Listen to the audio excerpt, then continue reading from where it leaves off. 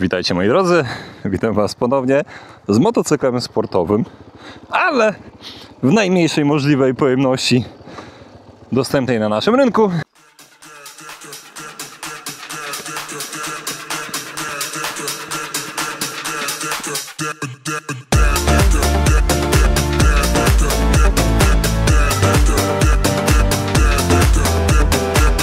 Dzisiaj pojeździmy sobie na SRK 125 R. R jak bardzo sportowy, racingowy wręcz. Ile racingowego sprzętu w takim małym pomykaczu? No, zaraz się okaże. Był taki program w latach 90. o motoryzacji Automotosport, to się chyba nazywało, na jedynce, jeśli dobrze pamiętam. I właśnie na tej drodze testowali wszystkie samochody. Pamiętam testy Polonezów, DU czy Ikon lat 90. Korzystając z sytuacji, sprawdźmy, jak szybko to przyspieszy do 100 i wyhamuje do zera. O, prawie wrywa na gumę.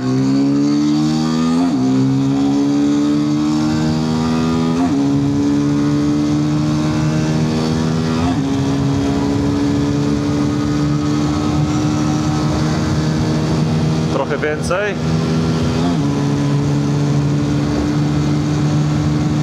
Dobra, i hamowanie.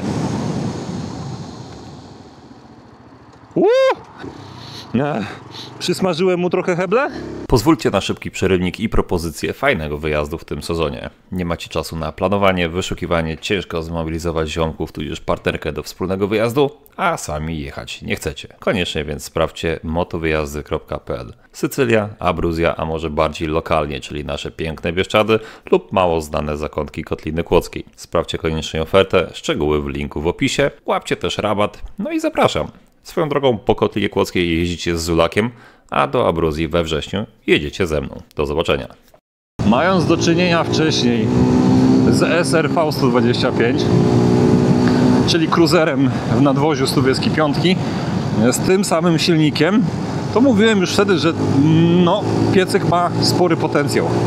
Jak na 125, zwłaszcza chińską, to jest to naprawdę fajne rozwiązanie i jeden z bardziej dynamicznych motocykli, którymi miałem okazję jeździć. I silnik, który by idealnie właśnie pasował do nadwozia Sporta.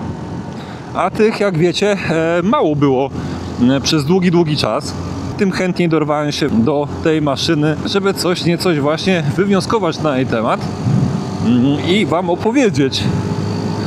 Wygląda ładnie, jest nieźle wyceniony, ma fajne wyposażenie, ma dobry silnik, jak już nadmieniłem.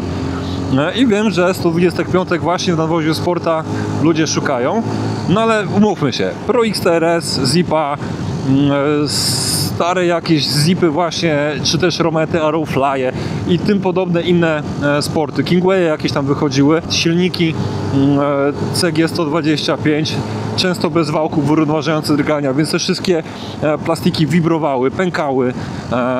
To była naprawdę kiepska jakość produkcji. Nie były też drogie, nie oszukujmy się, ale mimo wszystko no nie były to pojazdy godne polecenia. Dało się tym jeździć, ale ja tego nawet nie lubiłem naprawiać, a co dopiero sprzedawać czy pokazywać komukolwiek. Taki Arrowfly najlepiej się sprzedawał w 50, no bo dzieciaki chciały tych sprzętów. Teraz mamy kategorię prawa jazdy B na 125 i w związku z powyższym faktycznie klienci szukają tego typu maszyn.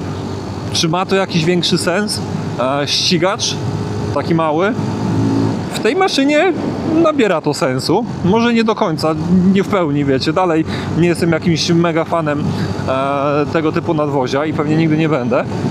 Ale faktycznie tutaj ten silnik, on jest żwawy, on jest chętny, on się wkręca się na wysokich obrotach, wszystko się zgadza.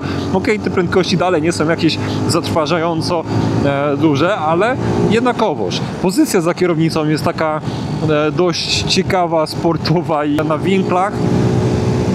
Nawet na takiej nawierzchni, jak widzicie tutaj, dość nierównej, asfaltowej, czyli idealnie na miasto, a przecież każda 125 to jest pojazd stricte miejski, to ten nawet pokusiłbym się o stwierdzenie, że dałoby się tym wybrać na jakiś tam, wiecie, tor,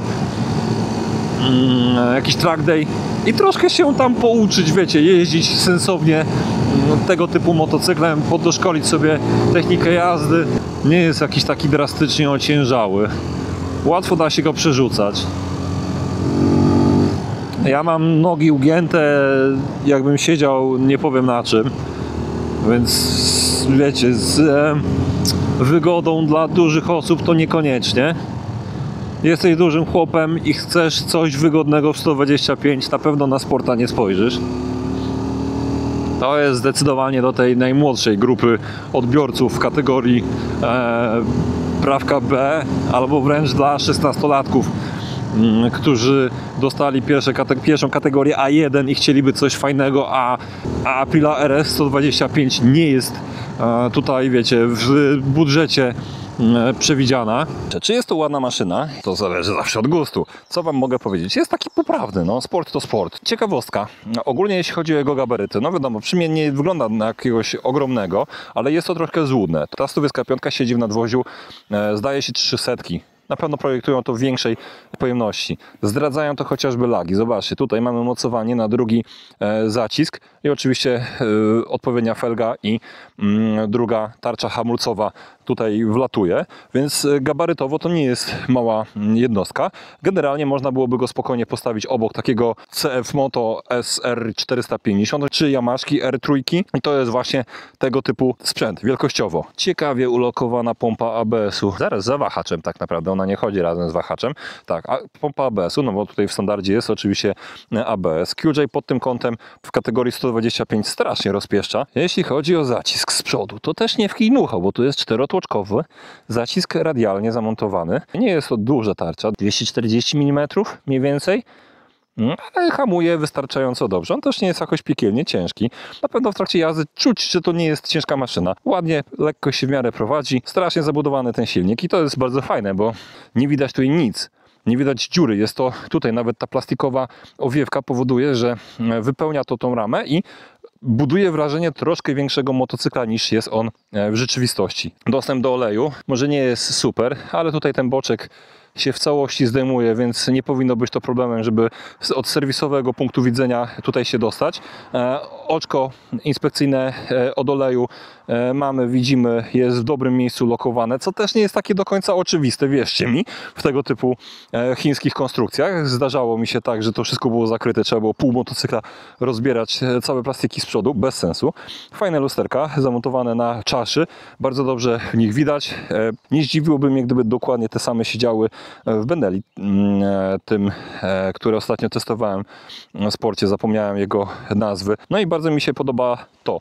Ogólnie siedzenia, tutaj te przetłoczenia, te dziury powodują, że ten motocykl wygląda jak jego starsi bracia, czyli 800 i 900. No i to jest bardzo fajne, takie konsekwentne, wiecie, to nie jest już losowa, przypadkowa zbieranina pojazdów ściągniętych z różnych japońskich maszyn. Oczywiście jakieś pewne nawiązania tutaj widać, ale wszystkie te motocykle są już jakoś takie konsekwentne, w jednym tonie zbudowane. Dobra, uciekam, bo mnie zaraz zjedzą tutaj te wszystkie komarzysty. Zawieszenie, jak widzicie, jest tu nierówno jak cholera, ale jest takie, powiedziałbym, z tych bardziej komfortowych. Co do 125 idealnie pasuje, natomiast gdzieś tam na tych zakrętach jesteś w stanie się złożyć. Wybiera ten zawias, jest taki przewidywalny, bym powiedział. Dzięki temu, nawet w kiepskich warunkach terenowych. Nie przypominam sobie, żeby SRV wibrował aż tak mocno, a tutaj niestety te wibracje na siedzeniu, na wszystkich obudowach, tutaj na kolanach czuję dosłownie, jak wkręca się powyżej tych 7000 obrotów. O, i się skończyła droga, no super. Dość istotny nie jest on przy tym piekielnie głośny. Wręcz przeciwnie, nie denerwuje, co za tym idzie, więc to jest plus znowu do takiego codziennego użytkowania. Ale dość elastyczna jednostka napędowa. I zobaczcie, jak się wkręca. I 7, 8, 9.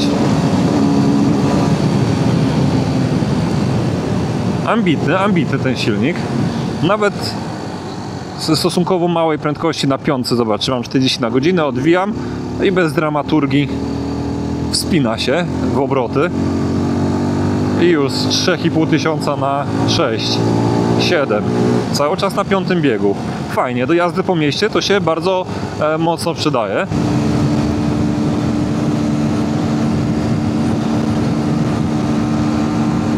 kurde, będę wyprzedzał.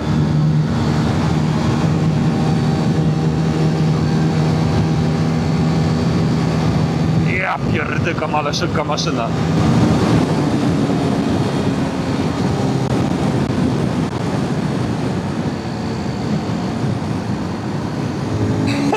Ludzie robią mi miejsce, bo wyglądam na szybkiego, a taki nie jestem. Także no kurczę, jak jestem przeciwnikiem ogólnie tego typu nadwozia w tej małej pojemności, no to jest to prawdopodobnie jedna z lepszych w tym momencie propozycji na rynku dla tych, którzy na siłę chcą mieć właśnie tego typu sporta, a nie mają z różnych względów prawka, albo mają prawko, ale tylko A1, bo nie macie odpowiedniego wieku. No to czemu by nie? Kurczę, wszystko ma gniazdo USB, nawet dwa, jak znam, no oczywiście, że dwa gniazda USB, w tym USB-C. Ma fajny wyświetlacz. Co my tu mamy w interfejsie? Czujniki ciśnienia w kołach? Nic specjalnego, ale interfejs można zmienić. Aha, dobra. Jasno, ciemno i w zasadzie tyle. Dobra, no to nie ma tutaj nic specjalnie skomplikowanego. Czy jestem w stanie jakąś aplikację, coś podłączyć do tego? Oczywiście, że mam możliwość podłączenia aplikacji Carbitride, jak żeby można byłoby się spodziewać. Także jest ABS, który działa, ma naprawdę wydajne hamulce jak na 125. Tutaj więcej nie trzeba. Nieźle przyspiesza, fajna elastyczność tej jednostki napędowej.